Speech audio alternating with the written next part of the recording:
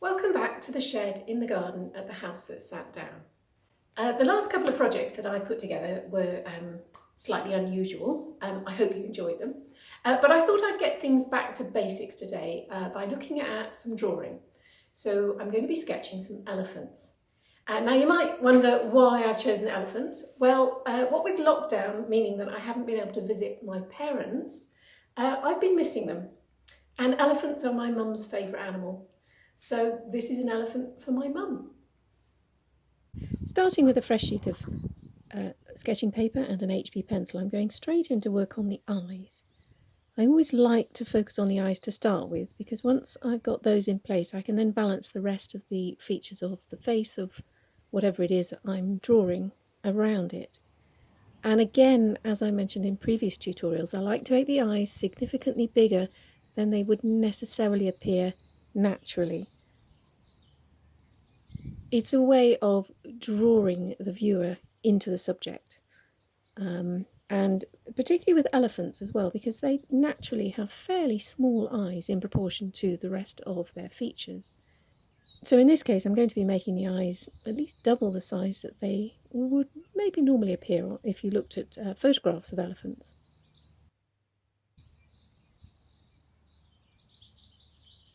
And again, I'm starting with light strokes, just to get an idea of where I think the features need to be, and then going in with darker strokes to firm them up once I'm happy with them.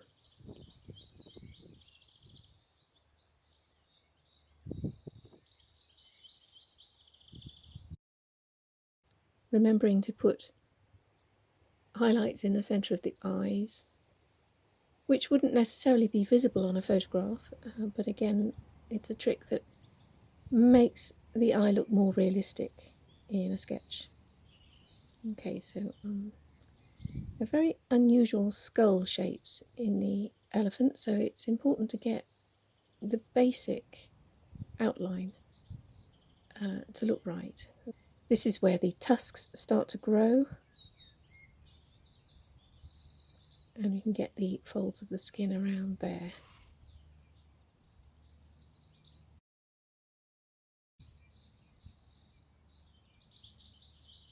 As a subject, the African elephant is particularly fun to do because they've got these lovely big ears. And elephants in general have such lovely wrinkly skin. It gives you plenty of material to get expressive with. So again, I'm sticking mainly to the outline to make sure the shape is the shape that I'm comfortable with.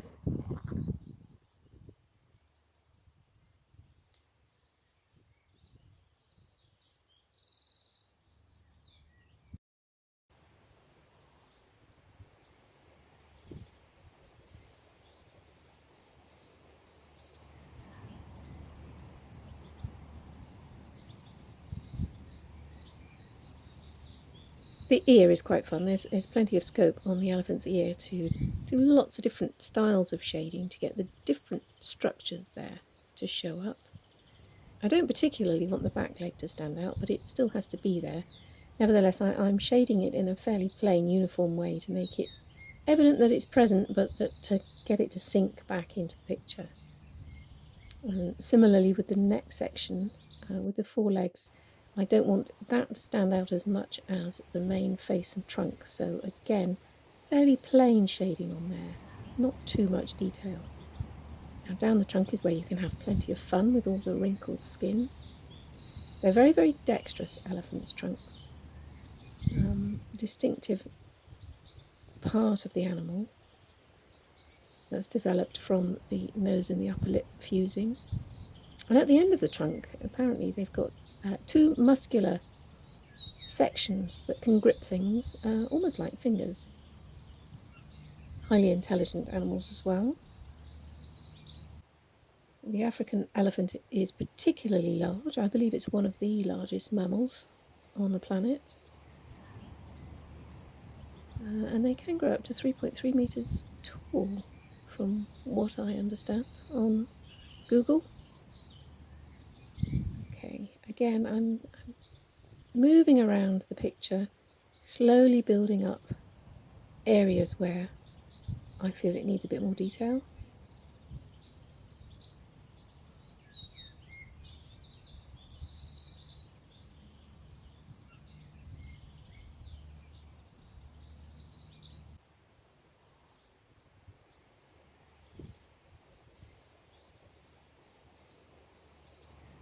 Now, I love the knees on elephants. They're all so saggy and wrinkly. It's brilliant fun to go popping in a little bit of detail there. Again, as before, starting with fainter lines and then building up with greater strength. And there we have our elephant sketch. Now, you can clearly sketch directly in coloured pencils if you prefer, or alternatively you can do as I've suggested in other tutorials. You can actually transfer your sketch onto a thicker piece of paper, maybe one of these multimedia papers, and actually outline it using a very fine Sharpie, so that what you've got in effect is almost like a colouring in sheet from a colouring in book.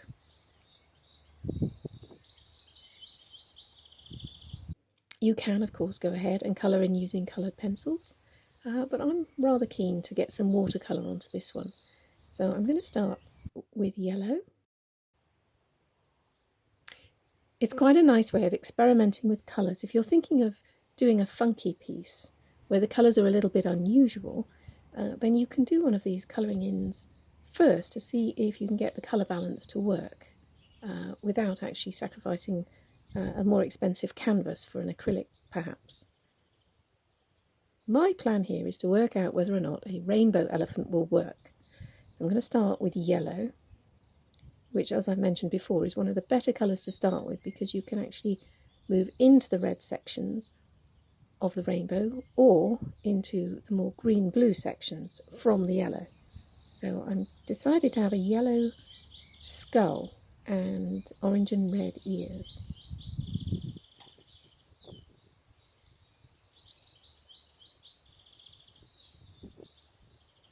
A little bit of orange going on there.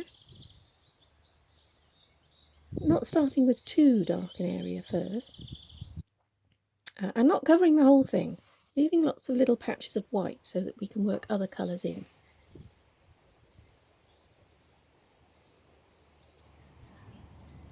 Okay, now popping a little bit of red on there. Now you can see initially I'm not happy with that red because it's too strong.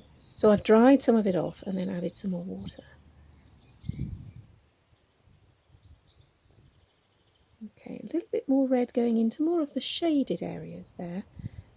Again, using the different characteristics of the colours to mark out particular areas of shading.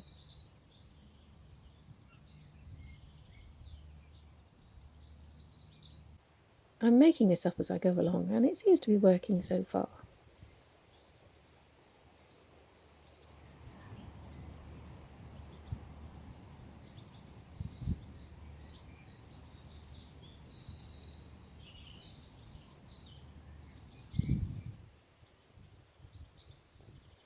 Now I want to move into green, so I've cleaned the brush completely.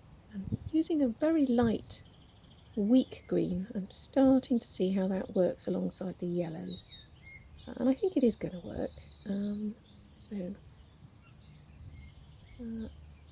I'm moving further down the trunk with that.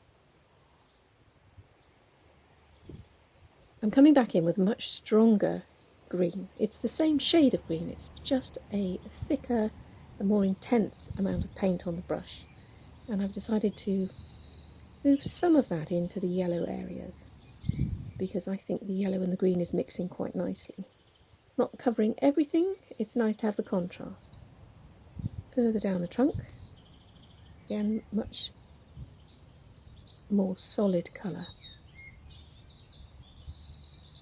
Now I'm also bringing in here a little bit of a blue-green, more of a turquoise, I suppose, almost like a stage between the green and the blue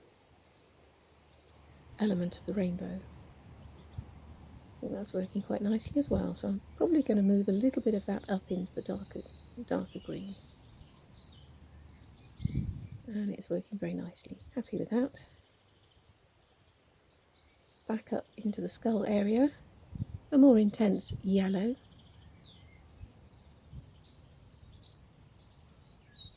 Now I'm working on the bit that I'd like to really fade into the background.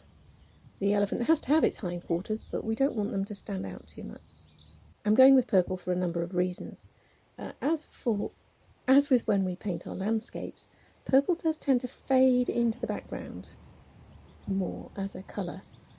And if you're painting in the very distant, very often we use a purple or a blue.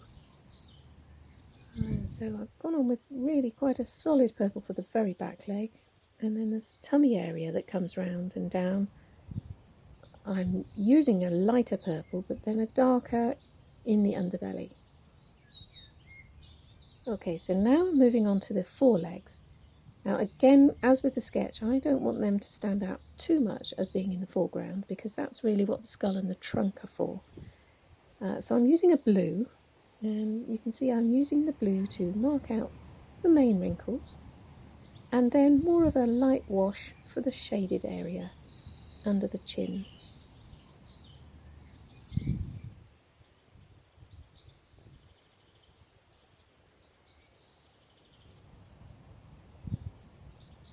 Okay, a little bit of grass going on there.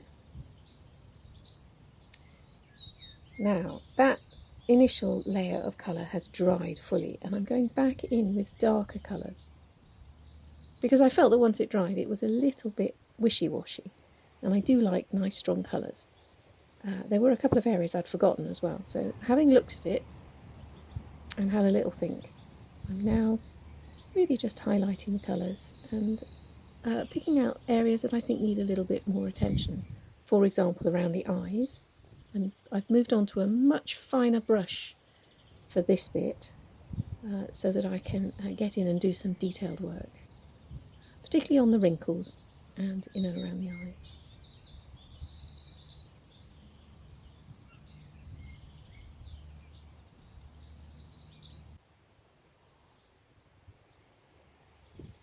Trying to make some more shading obvious there as well. And although the tusks are going to be white, I'm going to put a little bit of colour on them just to make them look as though they're part of the same painting, just to identify that they're there, making a highlight of them and making them look a little bit rounder. But as I do want them to be white, I haven't covered the whole area with paint. The best way to make white stand out is to use the white of the paper. And you can see that I've left an area of highlight all the way down the central forehead of the elephant and in the centre of the ears.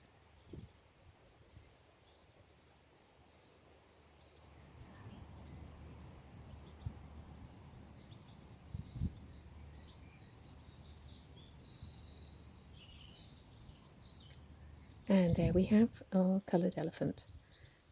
I think he looks rather sweet.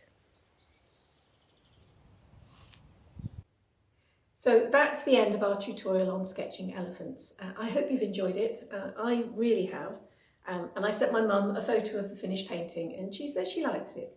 So that's good. I'll be back with you soon. We're going to be looking at painting the elephants with some different techniques. And then I've got some other ideas to share with you as well. So I shall look forward to that. In the meantime, do take care.